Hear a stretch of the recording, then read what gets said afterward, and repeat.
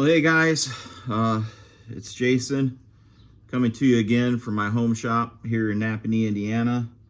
This is going to be part 2 of putting the new headers in the car.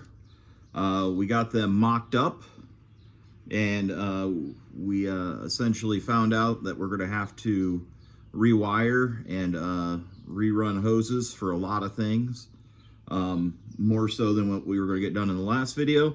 So we're making this video about making everything fit after the headers. So first and foremost, we can finish install those headers. So I can pull them back out, throw the gaskets in, throw the bolts in, and they're done. That's the last time they'll go in. And then there's some hoses on the driver's side for the remote oil filter and for the oil accumulator. We're gonna have to rerun those. So we're gonna get to that. And then we actually have to relocate the transmission cooler. So that's gonna be a little bit of a process. And then we're gonna have to rerun hoses to the transmission cooler. So I'm gonna move the transmission cooler from underneath the car to in front of the radiator, which means I'm then going to have to move the fan from the front of the radiator to the back of the radiator. So this is kind of like making a lot of that.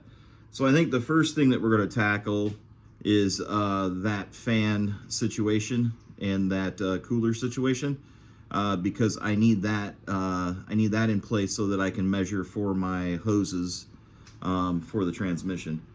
So I think we're going to tackle that first. So I think we got to get that radiator out of there and get it drained and get it out of there. I think that's the first step. So let's get to it. Ain't gonna do it self. Well guys, I was hoping to be able to like work on this and not have to like drain the radiator, but it kind of looks like that's not gonna be an option. So we'll get the old jiggle pump out. Give her the jiggle jiggle. I didn't have a bucket either, so I had to go to the store, get a bucket quick. Kind of crazy kind of day. Yeah, if you ever used one of these jiggle siphons before, they're super handy.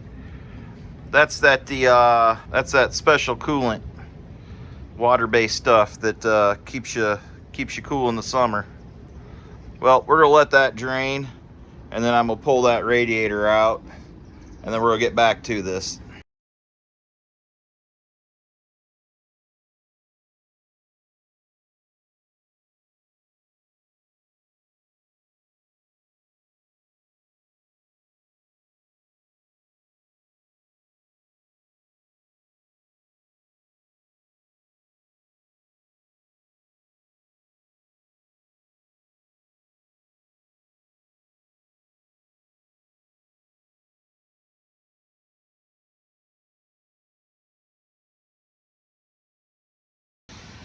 Well, I kind of knew that was going to be a pain in the butt to get that radiator out, and it was, but hey, it's probably the right way.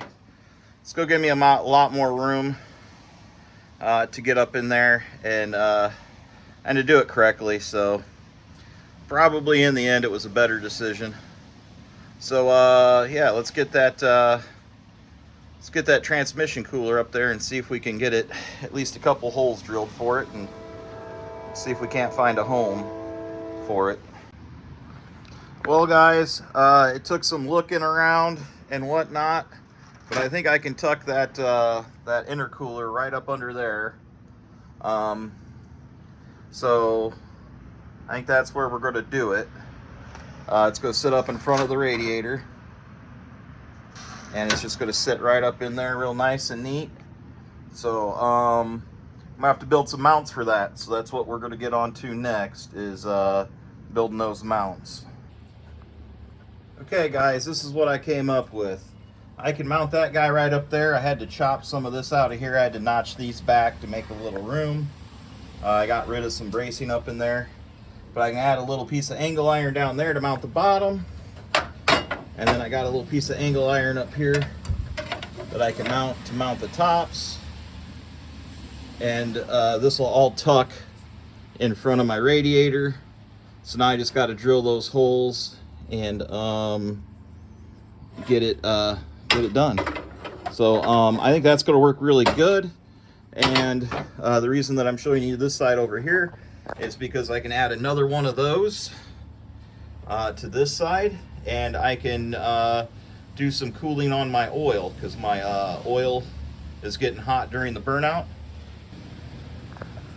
Well guys, that's that. We got the trans cooler mounted. So now I can measure for my hoses from my trans cooler back to my transmission, and I can get those ordered. That's a huge win. I would also like to put a second cooler in here for oil, and get that plumbed in.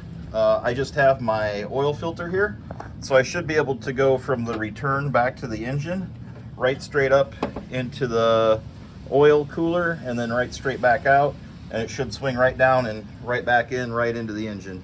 So I don't think that's going to be that's just a hosing change. Well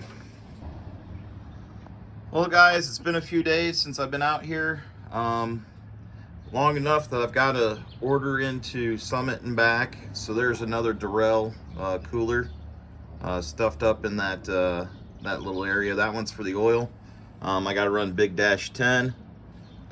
Just seeing if I got clearance on those. It looks like I do. I should be able to run that pretty much down to about the same area where my remote oil filters are, and I should be able to make those lines. So let's go ahead and get that mounted up and get to making lines. Yeah, I think we're to that point. Well guys, there's the second one mounted. I went ahead and put lock washers behind everything and got that thing in there pretty darn solid. I also figured when I had it out, I should put my little spade connectors on there. It's gonna be a lot easier to do it while it's out than when it's in. I'm gonna slap the radiator in there one time real quick, see what kind of clearances I got, and then I can get to making hoses. That's gonna be awesome. Get these oil hoses back done, and yeah, go there. But I need to just mock that radiator up in there quick, make sure it still fits, make sure I'm not causing a problem, and then yeah, we can go from there, guys. Okay guys, that radiator's in there. This one fitting right here looks like I could use just a little bit more clearance so I could cock that. So we're gonna pull that radiator out and give that a little dent job, make a little room. But I just realized before I go making my hoses, I need to get my steering shaft back in. And before I put my steering shaft back in, I need to put those headers on permanently. So I guess we're at that portion of the show where stuff's gonna start to go back together real quick.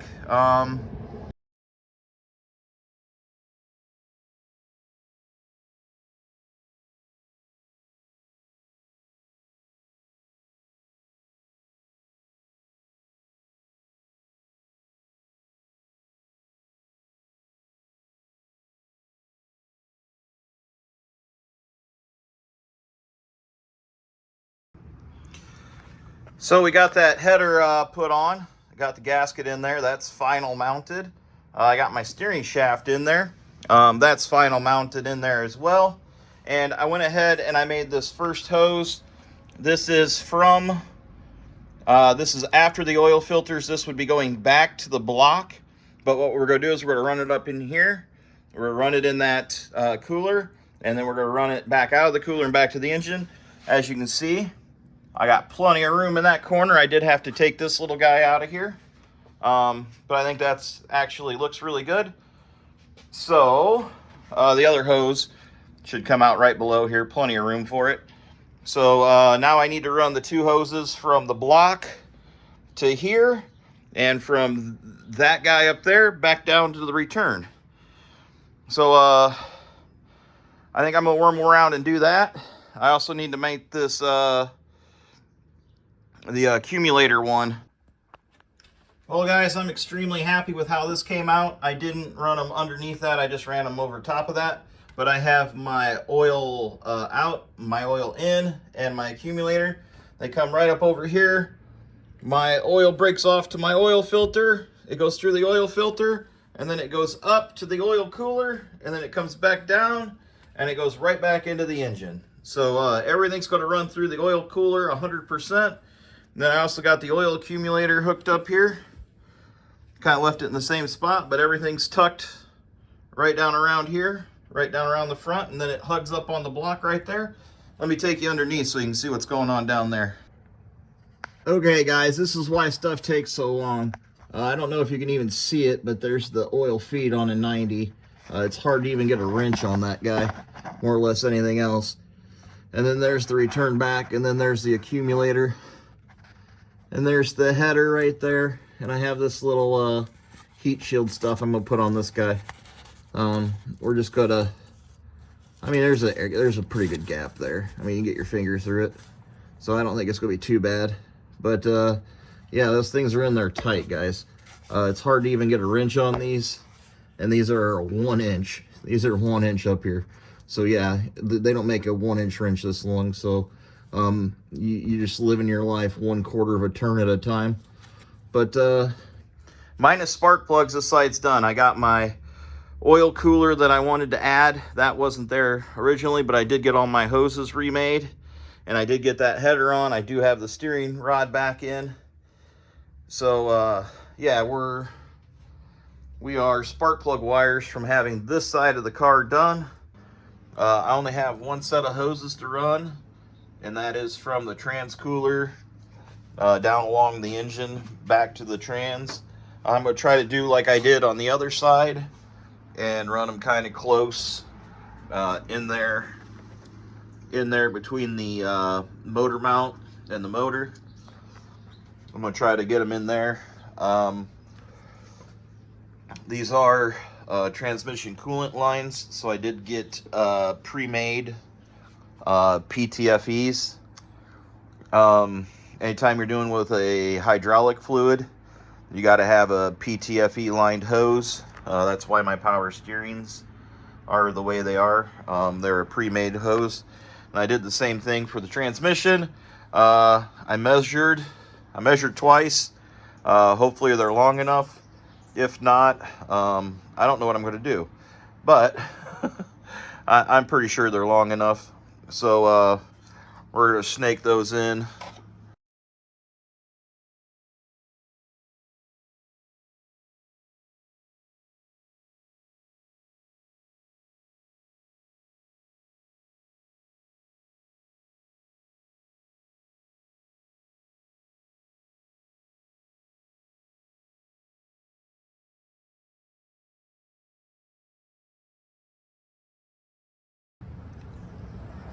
Well guys, honestly, that went in there a lot easier than I thought it was going to.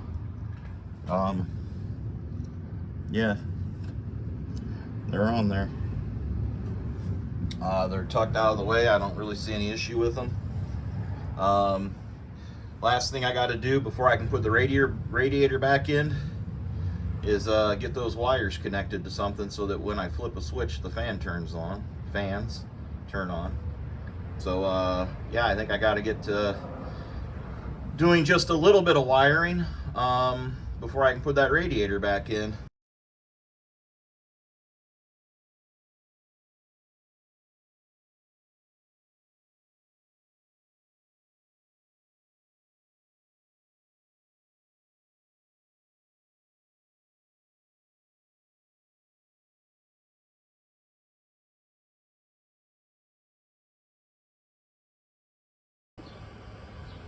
Okay guys, I usually do connectors like that, especially for things that carry a little bit more power, and then that way I can just seal them up with heat shrink and I don't gotta worry about them. But if I do need to take it apart, I can take them apart. But they're not like, it's not like a connector that you're trying to throw a bunch of amperage through.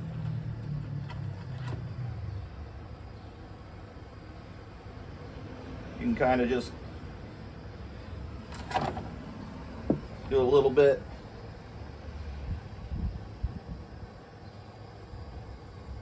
Just seal them up. This way you can throw some amperage at them. And you don't got to worry about them. You don't got to worry about a connector.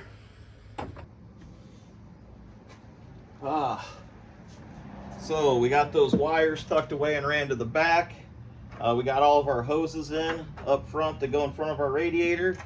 We're ready to put this radiator back in, guys. So let's get the radiator back in. That's one more piece that will help complete this.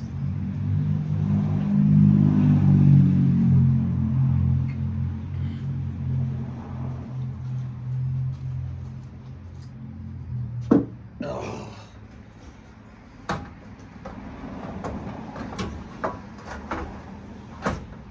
Like a glove. Like a glove.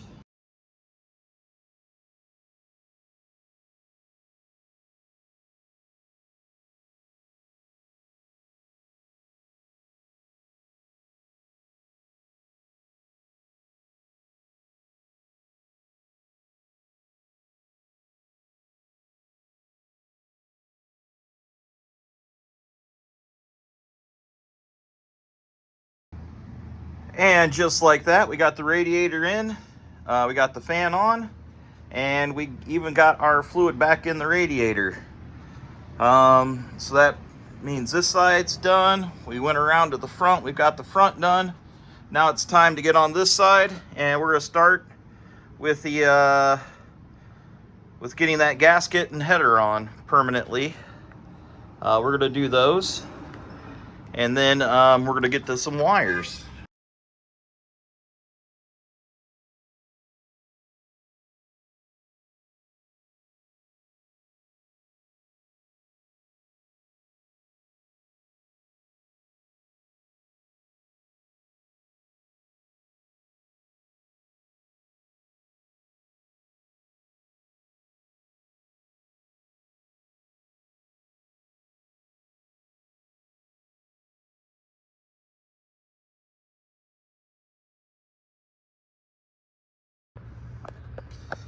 And just like that, our second header is on, and our dipstick is in.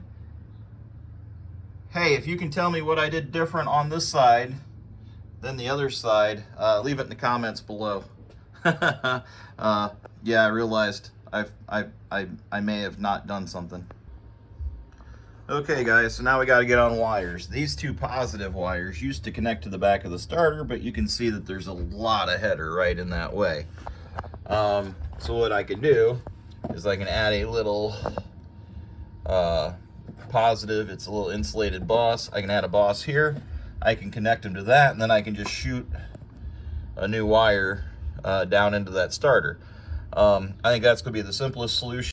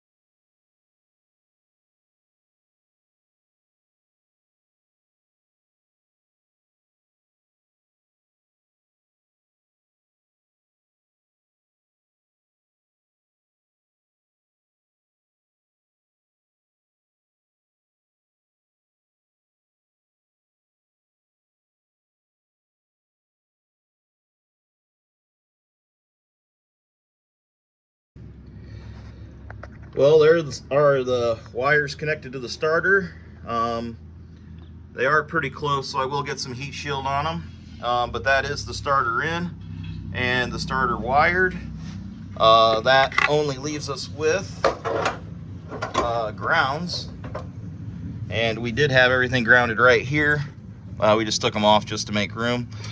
This was the one wire running to the back of the heads, to the back of the block. That one's pretty tight, but I think it'll make it. I don't think that's a big deal. That's a couple inches. We did have a little one running from that ground to the starter. I'll just run to the store and get some more wire, and we'll run it from here and then we'll just run it up along over around the motor mount and back down with those trans lines and connect it back to the starter. And that'll be that. That'll be all of our negatives. That's pretty cool. That's about the last of the wires. It's the last of the powers that we need to run. And then we need our O2 sensor hooked up, which is no big deal because that bung is right there. And then we need to wire a switch for these fans up in the front. And then we need to make some spark plug wires. So this list is getting real short real quick, guys. Well, guys, I ran to the store and I got that big wire. Ran down to the starter. I got my other grounds, ran to my post that I want. I have one open connector right here, and what I'm going to try to do is I'm going to try to sort out all these minor grounds that I have here. I'm going to try to get them nicely ran down there to one connector. I went to pull the tape off of them and they are just covered with some kind of gunk. I think some E85 got to them out of the some E85 and some oil mix got to them out of the catch can, and they are just a mess. And well, I just been sitting out here trying to clean at it.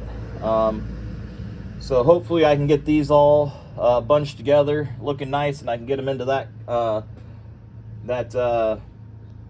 ground, and that'll clean up my grounds.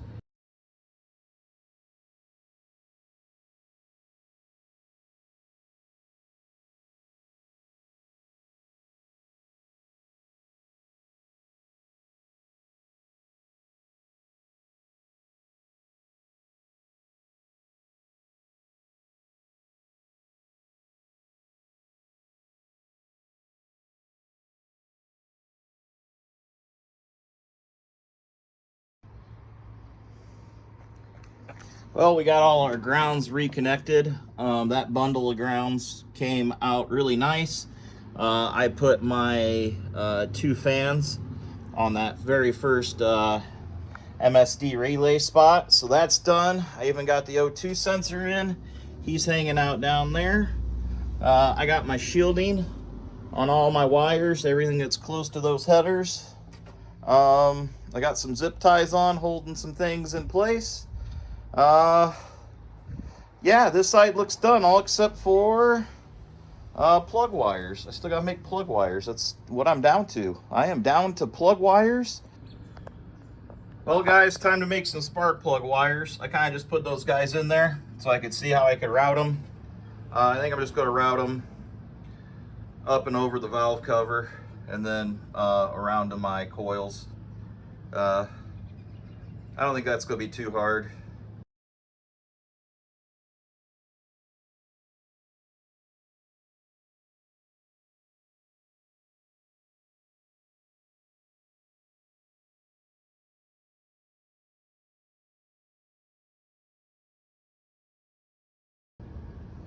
Yep, those are the spark plug wires. There they are on that side. There they are on that side.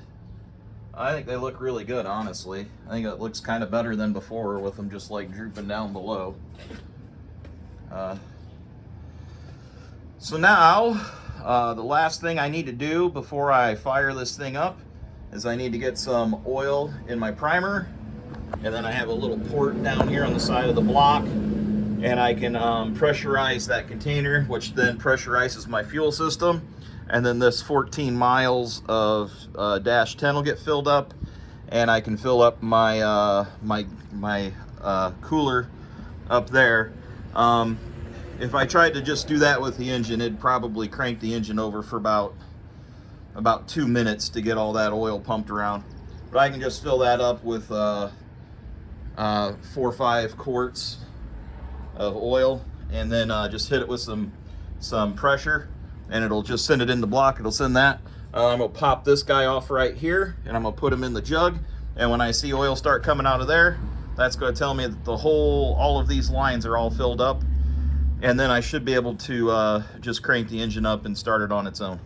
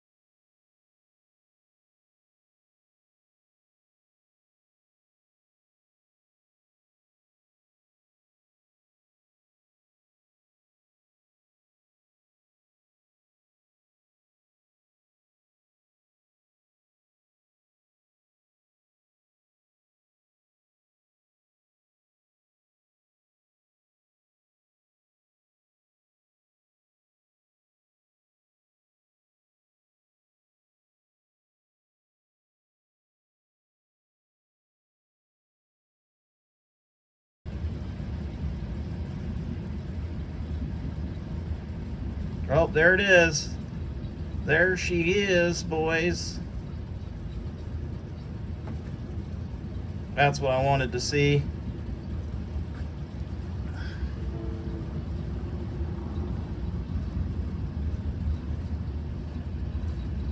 Wow, that took almost 5.5 minutes for oil to get to there. Imagine if I was just cranking on the engine and, you know, firing it up and letting it run. Man, that's like 5 minutes. But that's not very many PSIs, and that's not a lot of flow. So I'm sure the pump on the front of the engine will do it a heck of a lot faster than that. Well, it didn't make it any quieter.